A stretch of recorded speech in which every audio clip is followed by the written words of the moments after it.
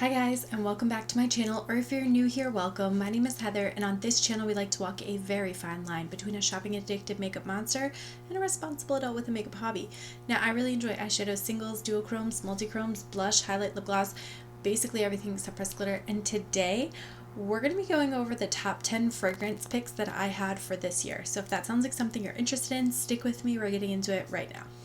Now, obviously, I am not like a fragrance connoisseur. If I'm a connoisseur of anything, it's wine. But there definitely is a little bit of crossover in terms of, when you're tasting wine, you have to like really develop a good sense of smell to kind of appreciate all the nuances of each wine.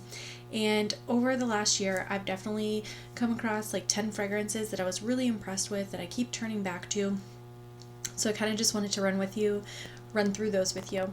Now, I don't have all of the like subtle fragrance notes for each of these, so I am going to try to locate those online and then like put them here so that you guys can see that while we're talking.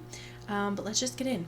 So number 10 is Ellix Brooklyn's Sweet, and this one I picked up as a travel because I heard that it had just like this kind of fruity pineapple-y type like scent to it, and you definitely get like very bright, like summery, and it almost has like almost a solar note. We'll get into a solar fragrance later, but this one I do like. There's definitely a lot of stuff I liked better than this one this year, but this I was very surprised about. I really like how delicate it is. So if you're somebody that really enjoys like a delicate kind of light fruity, almost floral but not quite scent, you might really like this one. Coming in at number 9 was Killian Love, Don't Be Shy, and I am definitely shy about using this. I've only used this much of it because I feel guilty when I use it. It definitely, so of course this is like the Rihanna perfume, right, before she made her own, and it definitely has that like very Dimetapp flavor when you first, or scent, I'm gonna say flavor a lot, I'm sure. When you first smell it, you definitely get that, but as it dries down, you get more of the like marshmallowy kind of note to it, which I really appreciate. I feel like this one stays on your skin a really long time, so it's one that like I can continue to smell all day, which is kind of atypical for a lot of my fragrances, but I like it. It's very sophisticated. So that one came in at number 9. Coming in at number 8 is Viktor and Rolf Bonbon, and obviously a lot of these are like smaller sizes because there's some that I just wasn't sure if I wanted a whole big one or not, and most of these are blind buys, so I didn't know what they smelled like when I went to buy them, so I wanted to buy a small size first and decide if I like it. This one just has like a very sweet like Prada candy kind of a smell to it, but it does smell really good. I definitely like the scent. I don't think it's as long lasting as the Love Don't Be Shy, but it is a really nice one, and for like date night, it's a nice one to wear. All right.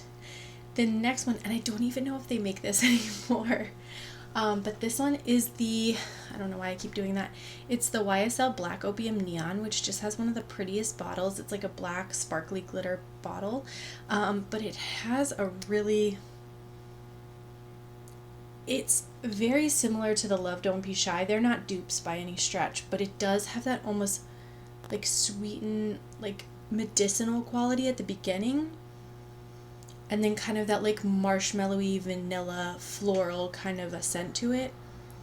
This one lasts a long time on my skin, which I really appreciate, and I just think it smells really nice, almost like Pez or like Nerds, like that kind of like sweet kind of smell to it. So I really like that one.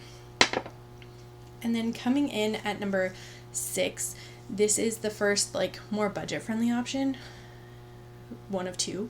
And this is the Into the Night fragrance from Bath & Body Works, which I got from a friend of mine. Oh, it smells so good. It's definitely got like some amber notes to it, and it has like,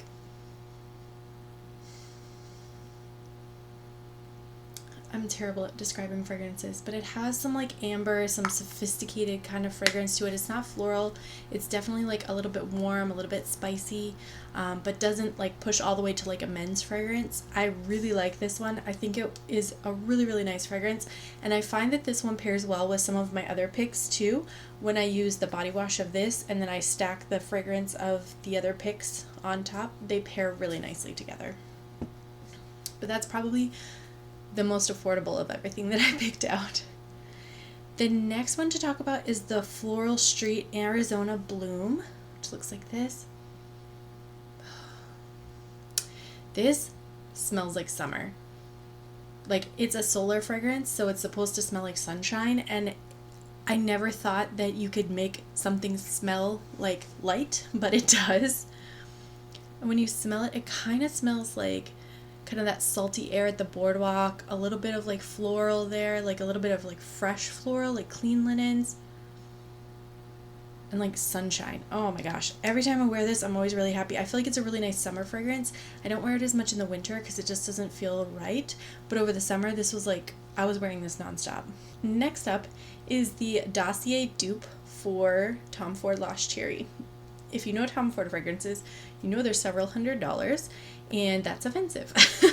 So I ended up placing an order at Dossier last year at Black Friday, actually, and I picked up like 5, I think, fragrances, but this one was by far my favorite. It's the Oriental Cherry, and top notes are cherry, almond, cinnamon. Middle notes are cloves, rose, jasmine, plum. Base notes are Peru, balsam, tonka bean, and vanilla. And it just, to me, you get a very strong, like, cherry kind of almondy smell. Maybe a hint of like a cinnamony kind of stuff, but I don't smell any of the florals. Like, that doesn't hit me at all. So if you're somebody who's not a big floral person, but you like more like fruity, sweet kind of fragrances, you might enjoy this because it's a little bit more sophisticated than like a lot of the Bath and Body Works kind of stuff where you smell truly just like the fruit. When I wear this at work, I get a lot of compliments about, you know, what I'm wearing, or I smell really good. It's one of the ones that I feel like lasts a long time on your skin, so really like that one. All right, and the last 3 are all coming from the same brand, and that is Kayali. Kayali has very much impressed me with their fragrances. The last fragrance is one that I picked up the tail end of last year, like November during the VIB sale, but everything else I've picked up this year and just been loving. So coming in at number 3 is the Kayali Vanilla Royale Sugared Patchouli, and this one just came out, right? Like, it's not that old, but I really, really like it. It definitely has all that like rich vanilla-y, caramel-y kind of notes to it. A little bit of that like burnt sugar comes through. And there is a patchouli part of it, which I'm not a big patchouli person. I don't like patchouli in my fragrance, but I feel like once it dries down, that kind of settles away, and I'm just left with a lot of the like vanilla-y notes. So I have really liked this one, but not as much as the other 2 I'm about to mention. Coming in at number 2 is the Kayali Vanilla 28, and this is, I think, one of their like OG fragrances. It smells so good. It has almost a similar base to the Killian and the YSL Black Opium, with that kind of like dimetappy medicinal like initially, but then as it dries down, it gives you this very nice vanilla note. There's almost like a chocolate note or like a marshmallowy hot cocoa kind of note. It just smells really, really good, and I feel like it lasts a long time on your skin. It's got a really good throw, so like, you know, people around you can smell this fragrance. It smells very sophisticated. I feel like it's a great one for like date night, romantic weekend, anything like that for sure. And then last but not least would be the Kayali Invite Only Amber, and this is the one that I have the like big mama of because it's my favorite. And it's definitely more of that like warm, spicy kind of thing. It has the amber notes for sure, and it just smells so sophisticated, like a very adult perfume, which I really appreciate, and I feel like that sticks with me all day. I can go to bed at night and wake up and my sheets and my pillows smell like this fragrance. I love that because that's the kind of like lasting power I want in a fragrance, and I want everybody to be able to smell it. Thankfully, I think it smells pretty good. Hopefully everybody else thinks so as well. But for me, that's the perfume that I've been going to the absolute most this year. I've taken it on trips. I have taken it, you know, worn it to go out on like date night. I've worn it to go to all kinds of different events because it's just my favorite for the year. So with that said, that is everything for this video. I want to thank you guys so much for watching. Don't forget to like and subscribe before you go, and I will catch you in my next video. Bye!